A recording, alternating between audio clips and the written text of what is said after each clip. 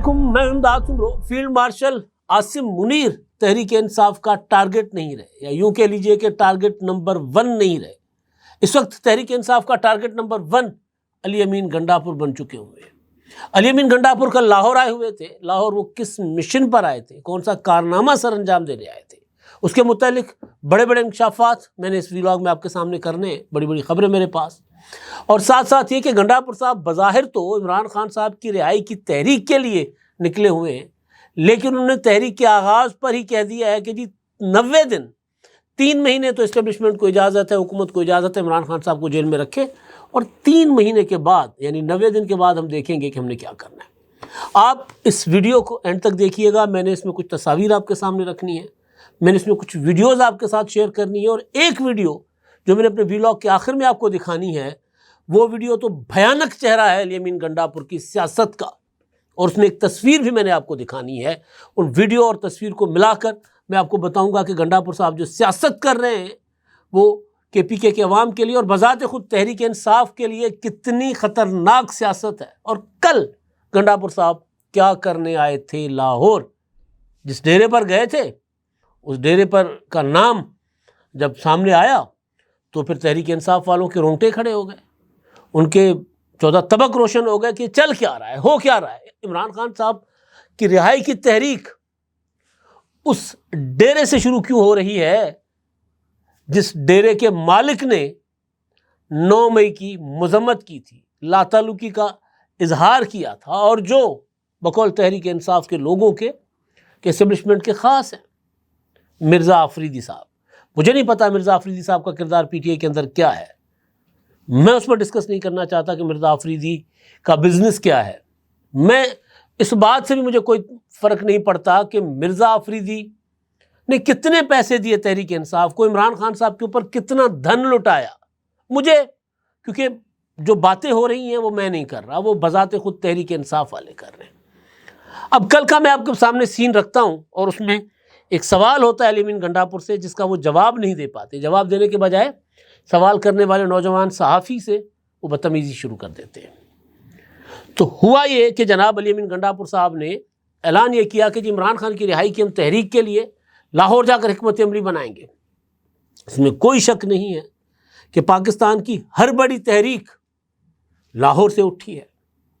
لاہور پاکستان کا مرکز ہے اس وجہ سے کہ پاکستان کی سیاست کا اس وجہ سے کہ لاہور پاکستان کی 60% آبادی کے صوبے کا دارالحکومت ہے، اور ظاہر ہے لاہور ذرا بااثر لوگوں کا شہر ہے۔ اسٹیبلشمنٹ کے اندر لاہور کا جو کردار ہے یا لاہور کے جو اشرافیہ کا، وہ کسی سے ڈھکا چھپا نہیں ہے، لہٰذا جب لاہور سے تگڑی آواز اٹھتی ہے تو وہ آواز گونگے کانوں تک چلی جاتی ہے، ورنہ کراچی بولتا رہے، پشاور بولتا رہے، کوئٹہ بولتا رہے، اتنا فرق نہیں پڑتا۔ ہاں کراچی پر فرق پڑتا ہے جب کراچی بند ہو جائے، کراچی جب اسٹرائک پر چلا جائے تب بات سنی جاتی ہے، لیکن لاہور کے مال روڈ پر مظاہرہ ہو، احتجاج ہو، تو پرویز مشرف بھی پریشان ہو جاتے تھے، ضیاء الحق کو بھی گھبراہٹ شروع ہو جاتی تھی۔ فرق پڑتا ہے کیونکہ لاہور کے جو لوگ ہوتے ہیں وہ ان کے اپنے گھروں کے اندر سے ہی نکلتے ہیں۔ تو لاہور کی تحریکیں تو بہرحال اس حوالے سے بہت بااثر تحریکیں رہی ہیں، لیکن گنڈاپور صاحب لاہور آئے، یہی سوچا جا رہا تھا کہ یار انہوں نے آ کر لاہور میں پنجاب کے جو ایم پی ایز ہیں ان ایم پی ایز کو جو معطل کرنے یا ان کے خلاف کارروائی کرنے کی جو کوششیں کی جا رہی ہیں، ان کو ڈی سیٹ کرنے کی کوششیں کی جا رہی ہیں اسپیکر کی جانب سے، اس کو ذرا آ کر تھوڑا سا نیوٹرلائز کریں گے، ان کے ساتھ اظہار یکجہتی کریں گے، ان کے ساتھ اسمبلی کے باہر احتجاج کریں گے، کچھ ایسا کریں گے، لیکن ایسا نہیں ہوا، اور پھر اپنے ساتھ ایم پی ایز بھی لے کر آ گئے۔ اب وہ جو اپنے ساتھ کے پی کے ایم پی ایز لے کر آ گئے تو یہی تھا کہ جی وہ تو پنجاب اور کے پی کے ایم پی ایز مل کے ذرا ایک دوسرے کے ساتھ دکھ سکھ پھولیں گے، لیکن جب پتہ چلا کہ جناب یہ جو ہے ایونٹ جو ہونے جا رہا ہے، کل رات جو ڈنر ہوا، یہ تو مرزا آفریدی کی ڈیرے پر ہو رہا ہے۔ اب میں کیونکہ پولیٹیکل رپورٹر ہوں، میں یہ الیکشن سینٹ کے کور کرتا رہا ہوں۔ اب سینٹ کے الیکشن میں ہوتا یہ ہے کہ جو کیونکہ الیکٹورل کالج صوبائی اسمبلی ہوتی ہے صوبے میں، تو جو الیکٹورل کالج ہے اس الیکٹورل کالج کو جو امیدوار ہے کسی نہ کسی طرح ان کو انٹرٹین کرتا ہے، اپنے پاس کھانے پہ بلاتا ہے، دعوت پہ بلاتا ہے، اور اپنے ووٹ کے لیے ان کو آمادہ کرتا ہے۔ پولیٹیکل جمہوری عمل یہی ہے لیکن مرزا آفریدی جو ہیں انہوں نے کے پی کے میں جا کر الیکشن کیمپین شروع نہیں کی، تو ان کے ڈیرے پر سارے ایم پی ایز کو لا کر اکٹھا کر کے علی امین گنڈاپور نے ان کے حوالے کر دیا کہ یہ لے۔ بظاہر کیا تھا کہ علی امین گنڈاپور عمران خان کی رہائی کی تحریک چلانے کے لیے آ رہے ہیں۔ جو رہائی کی تحریک کے لیے جو اکٹ تھا اس میں تو علی امین گنڈاپور نے کہہ دیا کہ 90 دن ہیں آپ کے پاس، یعنی 90 دن عمران خان کو رکھے۔ لیکن جب میں نے اس ایونٹ کو غور سے دیکھا، اس کی خبریں پڑھیں، علی امین گنڈاپور صاحب کی تقریر سنی، تو میں چونک کے رہ گیا کہ یار یہ کیا ہو رہا ہے؟ گنڈاپور تو بڑی خطرناک گیم کر رہا ہے عمران خان کے ساتھ، پی ٹی آئی کے ساتھ۔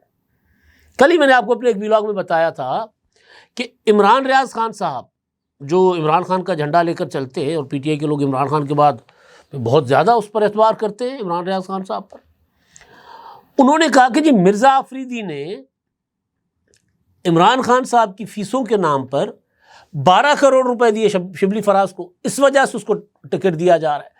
پی ٹی آئی بطور جماعت تو الیکشن میں حصہ نہیں لے سکتی، نہ پی ٹی آئی کے ارکان جو ہیں وہاں پر کے پی کے کی اسمبلی میں ہیں، لیکن ظاہر ہے وہ سارے کے سارے پی ٹی آئی کے ووٹ سے منتخب ہو کر آئے، تو لہٰذا فیصلے پی ٹی آئی کی قیادت کرے گی کہ کس کو پی ٹی آئی کے ایم پی ایز نے ووٹ دینا ہے، کس کو نہیں دینا۔ 12 کروڑ عمران ریاض نے کہا کہ جی انہوں نے عمران خان کی فیسوں کے مد میں شبلی فراز کو دیے، اور پھر یہ بھی کہا کہ علی امین گنڈاپور کہتے ہیں جی فیسیں تو میں نے دی ہیں، علیمہ خان کہتی ہیں کہ فیسیں تو فیملی بھر رہی ہے، وکیل کہہ رہے ہیں ہم فیسیں تو لے ہی نہیں رہے۔ یہ عجیب و غریب قسم کی کھچڑی پکی ہوئی ہے، سب ایک دوسرے کے حکومتوں میں آ کر پولیٹیکل پارٹیز کرپشن کرتی ہیں، الیکشنوں میں پولیٹیکل پارٹیز کے ٹکٹ بکتے ہیں جن کا ذرا گڈی ہوا میں ہوتی ہے، لیکن جیل میں بیٹھ کر بھی ایک بندہ سب گھروں کو لوٹ رہا ہو یا ایک پارٹی، یہ بڑی مزیدار بات ہے۔ تو یہ جب خبریں سامنے آنا شروع ہوئیں تو ان خبروں کے ساتھ آپ جوڑیں کہ تمام کے تمام ووٹرز جو ہیں، کیونکہ کے پی کے میں وہ جو اپنا ایک سینیٹر کو ظاہر ہے جتنے پی ٹی آئی کے ہیں وہ تو 4-5 جنرل سیٹس پر سینیٹر منتخب کرنے کی پوزیشن میں ہوں گے، تو وہ ایک کو جو ووٹ پڑنے ہیں اسے کہیں زیادہ ووٹ لا کر علی امین گنڈاپور نے بٹھا دیا ان کے سامنے۔ وجہ کیا کہ دیکھیے ادھر ادھر پیسے خرچ مت کرو، ووٹر میری جیب میں ہے، ووٹر میرے پاس ہے، ایک چیز۔ دوسری چیز، علی امین گنڈاپور کو ہٹانے کی کوششیں، خبریں آ رہی ہیں گنڈاپور کو ہٹا دیں، اور گنڈاپور صاحب نے اس سے پہلے پھر ملاقات کر لی تھی فیصل کریم کنڈی سے اور امیر مقام سے کہ ٹھیک ہے مجھے ہٹائیں گے تو میں تو اپنے کزن کے ذریعے اپنی حکومت بچانے کی کوشش کروں گا نون لیگ کے ساتھ، اور محسن نقوی تو میرا دوست ہے۔ تو اب یہ ساری صورتحال میں جب آپ دیکھیں گے تو سب سے بڑا ٹارگٹ اس وقت پی ٹی آئی کا جو ہے، پی ٹی آئی کی یوٹیوبرز کا، جو پہلے ہر vlog field marshal Asim Munir کے اوپر طرح طرح کے الزامات لگا کر شروع کرتے تھے اور ختم کرتے تھے، ان کا اب ہر ولاگ علی امین گنڈاپور سے شروع ہو کر علی امین گنڈاپور پہ ختم ہوتا ہے۔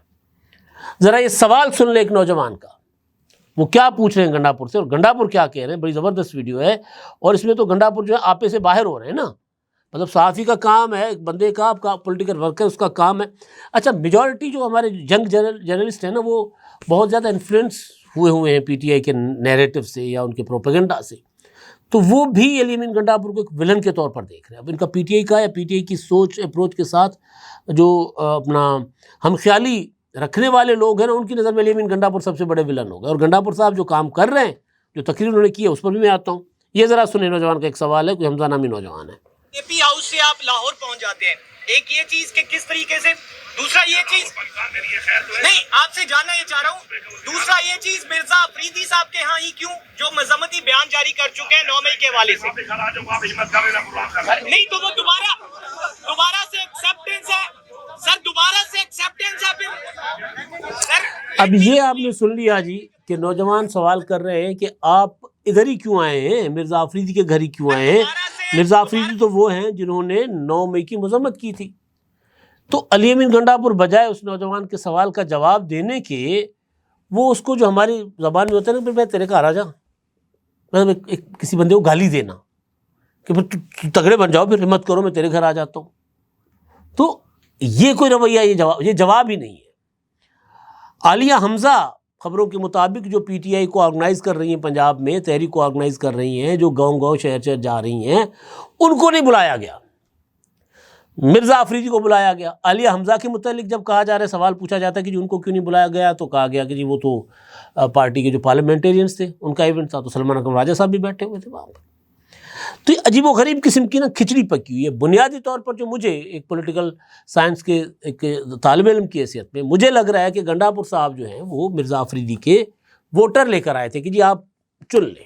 اب مرزا آفریدی صاحب جائیں گے، جا کر وہاں کے پی کے میں اپنی الیکشن کیمپین کریں گے، لیکن یہ عمران خان کی رہائی کی تحریک سے زیادہ جو ہے وہ اپنا مرزا آفریدی کی الیکشن کیمپین تھی کہ سرکار آپ کیوں آئیں گے ووٹر کے در پہ، ووٹر آپ کے گھر پہ چل کر آئیں گے. پرانے زمانے میں ہوتے تھے نا چودھری، جاگیردار، وڈیرا، پیر، ایک چٹھی بھیج دیا کرتا تھا پورے کے پورے گاؤں کو کہ جی ہمارا امیدوار فلاں ہے، آپ نے اس کو ووٹ دینا ہے، بس کسی کے جانے کی ضرورت نہیں، الیکشن کیمپین کی ضرورت نہیں ہے.